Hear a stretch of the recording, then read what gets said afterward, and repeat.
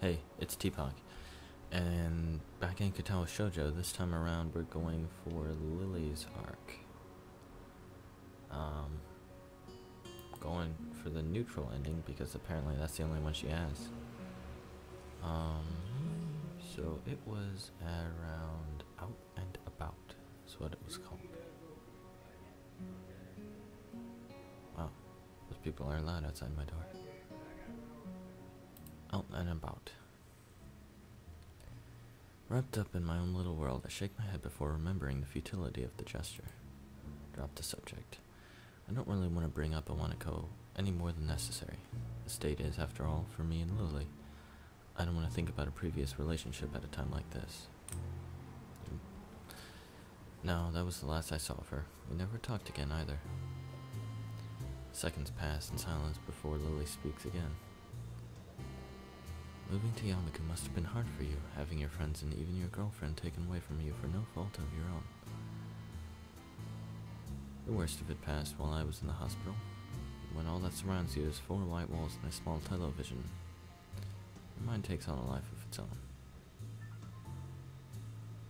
It's like my old school, I guess. I just try not to dwell on what's happened and keep thinking ahead. All that reminiscing does is get me down, and it's largely thanks to you that it feels like things are finally getting back on track. That's pleasing to hear, Hisao. She lowers her face slightly, her expression pensive. I guess I went too far and embarrassed her. I suppose you went through something a bit like I did when you entered Yamaku anyway, right? I imagine the vast majority of our school's students did, after all. You said yourself that you made friends in your old school. I can't imagine that many followed you. Lily's deep smile drops, her expression unexpectedly darkening. Even her hands retreat to her lap.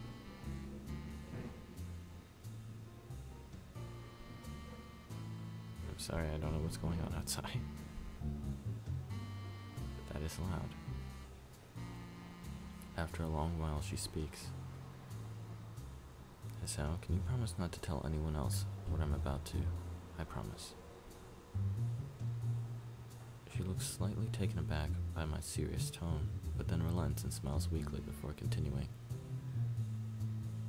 When I moved to Yamaku, What are people yelling? When I moved to Yamaku, I did regret losing the friends I had at my other school. But there was one person whom I most regretted not seeing again. He was the reason I took up English as a future career. Considering she came from an all-girls school, that can't have been a schoolmate then. I rejected the confessions I'd received until then for him. Every time I improved my English skills, his praise was the most treasured reward. It's funny, isn't it? Someone like me, able to boast about the people who set their eyes on me, liking someone so utterly unattainable as my tutor. It is truly the most ridiculous thing. Did you? She quickly shakes her head from side to side.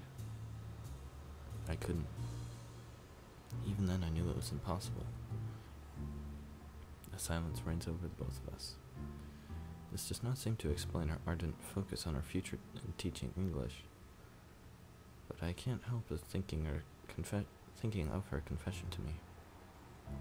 She lost him without ever letting her feelings be known. Did she somehow fear that would happen again, but with me? I don't really know what to make of it. I've heard of such relationships before, taboos born of such things as puberty and youth. The fact that she had the good judgment not to act on it, though, is heartening. I know this must sound strange, but please don't think of me. Why would I think any less of you for that? To be honest, I think you must have been a very nice person if you liked him so much. Not only that, but you stopped yourself before going too far. For a moment, she looks somewhat lost. Most unexpectedly, though, it isn't a second before she starts to laugh. The sound takes me off guard. It's not a giggle nor a strained chuckle, but honest and genuine laughter. I find myself smiling, and not just at her display of relief and happiness, but for her to trust me enough to let me see this most private of secrets. Before I realize it, I feel her palm touching my face. Her touch is as gentle as ever, with her thumbs slowly stroking my cheek. You're kind, Hisao. I really do love you. Seeing her face like this, with her palm gently caressing my face, I think tonight has been a wonderful night. I guess we've both had pretty weird pasts, huh? I think by most standards, our present is rather odd as well. I smile and hang my head. This woman can easily run rings around me. Of that I'm quite sure. I look back around the room with its continuing quiet hum of patrons. This place probably fits into the odd category too. It is a tad overbearing. That's one word for it, yes. I catch the eye of a scurrying waiter, a short, scrawny guy no older than 20. He kind of reminds me of Kenji, though unlike him, the waiter isn't dressed for winter during midsummer. After a curt bow and an offer to remove our plates, Lilly asks for the bill politely and softly. With expert coordination, he maneuvers around the tables, our plates in hand, to retrieve our bill. In no time, he reappears through the doors, smartly handing our bill to Lilly, who promptly hands it to me, causing him to raise an eyebrow. As I read the small computer-printed leaflet, the cost is considerably more than I expected. Hisao? Oh, I quickly stammer out the amount, to which Lilly merely nods and reaches for her purse. Giving her card to the waiter, he disappears once again. That was a disproportionately large amount of money. The statement seems to make Lilly slightly uncomfortable. My family leaves me more than enough for my education. The same goes for my sister, though she dislikes being reminded of the fact. That said, I too dislike throwing money about, but this one time I think I can make an exception. Just for you. Seriously though, I'm gonna check outside. See what's going on.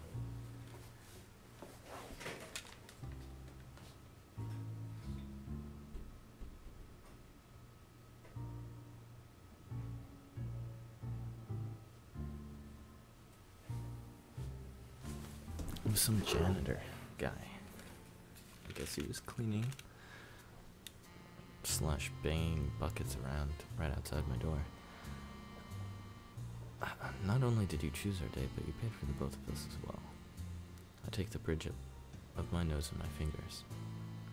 I can't believe how high you have set the bar for our next date. She gives a small giggle. I'll be looking forward to it, Hisao. The waiter reappears beside us as if by magic and hands Lily's card back to her. Evidently picking up on her lack of sight, he places the card in her hand with an extra, perhaps unneeded amount of firmness to make sure of her grip. Leaving, he exercises a measure of diplomacy by keeping a neutral face despite my own expression. Clapping my hands together, I stand up from my seat in order to bring an end to our night out. Shall we be off then, milady?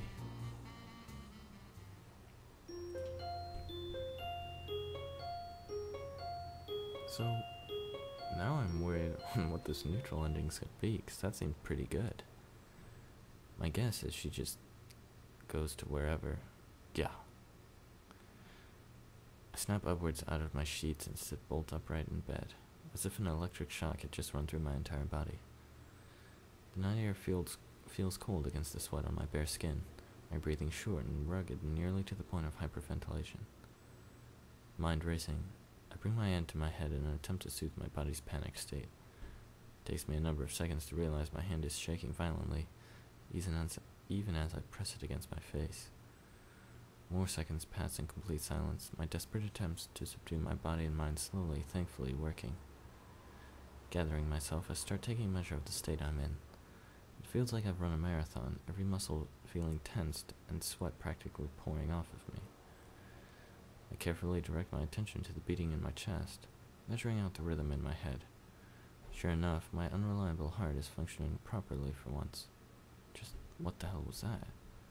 A heart attack? A bad nightmare? Medicine side effects? I've heard about panic attacks, and this does seem to have the hallmarks of one. I can't even be bothered thinking about it right now. I feel utterly exhausted yet completely awake after this experience. I look over to the other side of my bed, the pale white of the silent figure's face almost glowing in the nighttime darkness of the room. Just the sight of her is enough to calm me down significantly. Her graceful demeanor persists even while she's sleeping. Her perfectly measured breathing and gentle face make it impossible to tell whether she's awake or truly sleeping. Giving in to temptation, I delicately run my fingertips over her hand. Her skin is soft to the touch, as it has always been, yet warm, even cold in the night. Even in the cold night. It's at times like this, silently appreciating each other's presence, that I feel we're the closest. My fingers stop at her wrist, and I bring my hand back down to the bed beside me. I'm not entirely sure why, but as we became even closer to each other, it felt as if something grew between us. I'm not entirely sure what it is, nor whether it existed before we'd fallen in love. Everything is moving so fast. I don't mind it at all, but it feels unlike Lilly to be pushing things this much. Thankfully, there aren't any students milling around the hallways of the morning, lest I be interrogated on why I'd be carrying 2 plates of breakfast to my room, all dressed in an obviously hastily donned uniform. That isn't to say things like this never happen, of course. A single security guard patrolling between 2 sets of bedrooms, situated right next to each other, is a very small force, compared to adolescent hormones. Come to think of it, the fact that it's Monday morning probably helps. I'm not really sure why, but Mondays seem to bother me less than they do most others. It takes a little creative use of my hands and elbow, but eventually I manage to work the door to my dormitory room open. Stepping inside, I see Lilly just getting up from the bed and tiredly rubbing her eyes. She looks a mess, just like most of the times I've seen her soon after she wakes. She really isn't a morning person. Sorry, I didn't mean to wake you. She groggily shakes her head. The morning light illuminating her makes for a very pleasant sight. It's okay. I needed to get up anyway. What time is it? I put my plate down on my desk and turn the clock around to check the time. Still early. Don't worry, there's plenty of time left before school. She sits on the side of the bed and begins to sniff the air. As she does so, I quickly move her plate away and put it on the desk beside mine. Yes, I got us some breakfast. Shower and clothes come first, though. She stands still for a moment, with her chin pointed slightly up. I gladly acquiesce and press my lips to hers, savoring the soft feeling before breaking it off. With a small, sweet smile, apparently quite satisfied, she slowly makes her way to the showers. I stretch to try and wake myself up a little more, briefly looking at the steaming dishes on the desk. Rice, fish, miso soup, and some vegetables. A standard breakfast for a somewhat unusual day. I grab the bottles from my desk and start taking my daily regimen of pills. Sometimes I wonder what these things are even good for, given all the troubles I've had since the initial accident. Can't even say that it doesn't hurt to take them, considering the side effects so far. Well, whatever. Doctor's orders are that I have to take them, and rationality suggests that I'd be well served to trust his judgment over mine. It doesn't take long for the noise of the shower to cease, a quick one apparently being fine for Lilly given the circumstances. Emerging from the bathroom, she looks significantly more awake, having had the chance to collect herself. Without a word, I gently take her hand in mine and guide her to my desk. Considering I don't have a table in my room, as she does, it'll have to do. Thank you, Hisao. What did he prepare for breakfast? Just rice and some vegetables. Something fast. Her face lights up at the revelation. That's quite a breakfast. Is this normal for you? No, she's just being nice. I have little doubt, considering her past, that this isn't exactly a high-class meal by her standards. Breakfast is the most important meal of the day. Just because we're students doesn't mean we can take it lightly.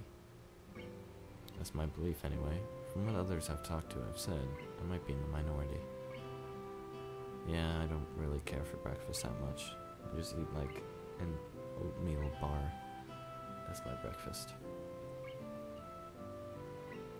I take a seat on the side of my bed and begin eating together with Lily, her chopsticks lightly tapping out the outlines of the vegetables, just as I noticed her do during our date. This is quite nice, Hisao. I had no idea you could cook this well. This time she's much more genuine. I can tell that much.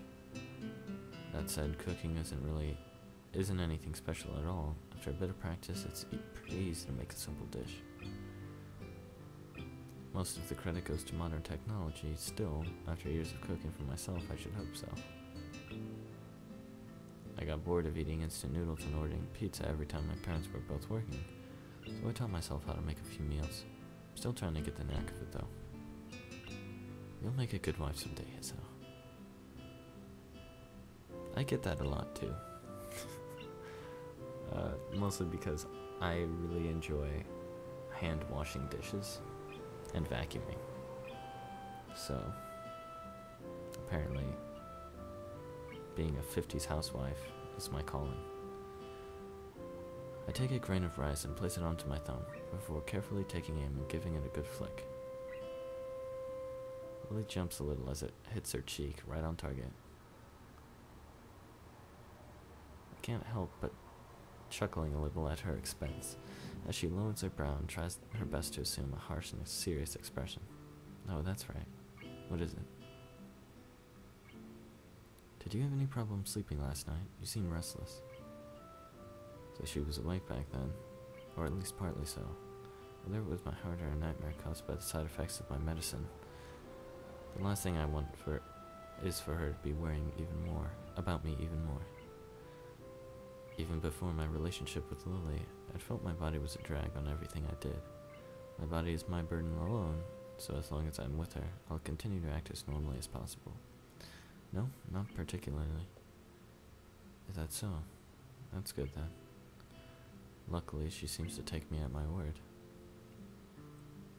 Come to think of it, there was something else I wanted to ask. Oh? How should I put it? When you dream, do you see people and objects? Yes, of course oh.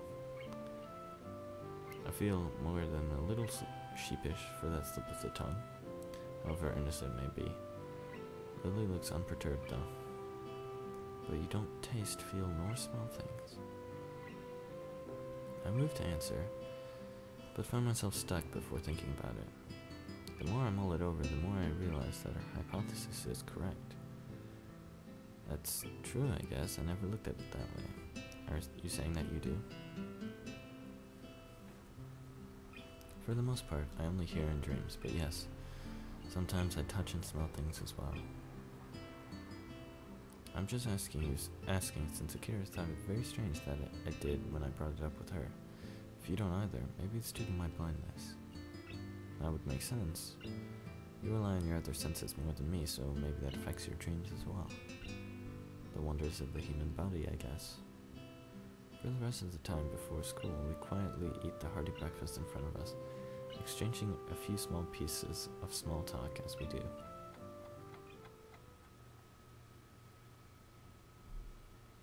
A quick peek out the door shows nobody looking directly at the entrance for the boys' dormitories, so we walk out with the path clear. Ah, the weather's good today. I stretch as Lily and I make our way outside, the bright morning sun beaming down on us. By now, a few students can be seen doing the same, making their way to the main school building either from the dorms or through the main gate. It does feel nice and warm.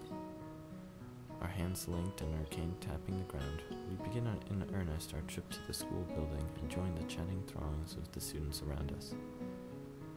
This would be the last day of exams, no? Yeah. How are you going in them? Fairly well, all things considered. You seem a bit stressed by them, though. It's that obvious, huh? I don't think it's just the exams, though. A lot of stuff's been happening in a short amount of time. And I'm not doing that well on humanities subjects. You're doing well in science, though, aren't you? Well, it would be hard not to do well in science for me. Come to think of it, didn't you say before that you weren't very good at science and maths? She suddenly looks very sheepish. I remarked, no doubt hitting home. Lily's sense of pride really can be a double-edged sword. Well, aside from that, have you ever given thought what you might do with that ability? It seems a pity to waste it. A bit, mostly at Matao's prompting. In any case, I'll probably end up doing science as a career in some form. That's good to hear, Hisao. As we enter the gardens, I suddenly receive an unsolicited pat on the back. The green-dressed culprit dances around to meet me, evidently not paying any heed to Lilly at my side. Hey man, what's up? Haven't seen you in a while. Hey, just been busy lately with the exams and stuff. Exams are schmams. A true Renaissance man needs no study to excel in such things. Kenshi does strike me as the kind of person that does well in school, even if he has a horrid attendance record and poor work ethic, so I have little reason to doubt his ability. To be honest, I'm a little envious of him. Between studying for exams and my time with Lilly, I've had practically no time to myself. Maybe this is a bit like how Yuko feels. Okay, I'm gonna skip ahead, because I've been recording a while, and I'm pretty sure that a lot of this is the same. Yeah, it's a lot the same. She was upset from the fall, basically is what happened.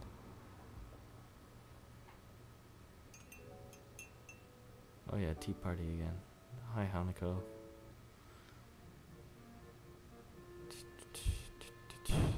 Wow, a lot of this was the same. Oh, crap.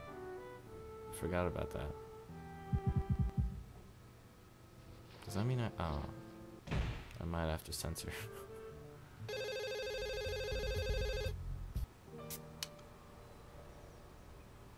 Wow.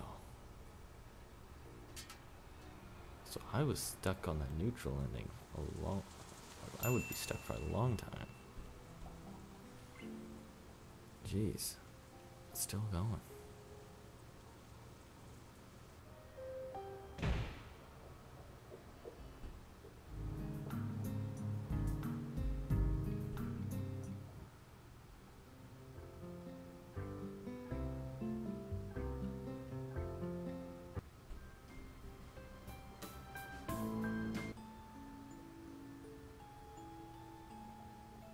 We're saying goodbye to Lilly.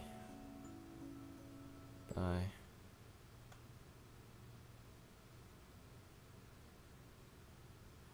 Oh, wow, okay, so it's literally the exact same, except I don't chase after her. I remember it, yeah. It was pretty much just, you talk to Hanako. Hanako's upset, and then you're like, I'm going after her. And then you go after her. That was the good ending. And then this one is apparently not that. So, wow, that was a lot of me talking for nothing. So, sorry, that was pretty much a very repetitive video. Really, the only thing different was the dinner, I think. But anyways, guys, I hope you enjoyed watching. Sorry about all the sounds going on. I really don't know why there's so many people in the hallway today. But yeah, thanks for watching, and I'll see you next time.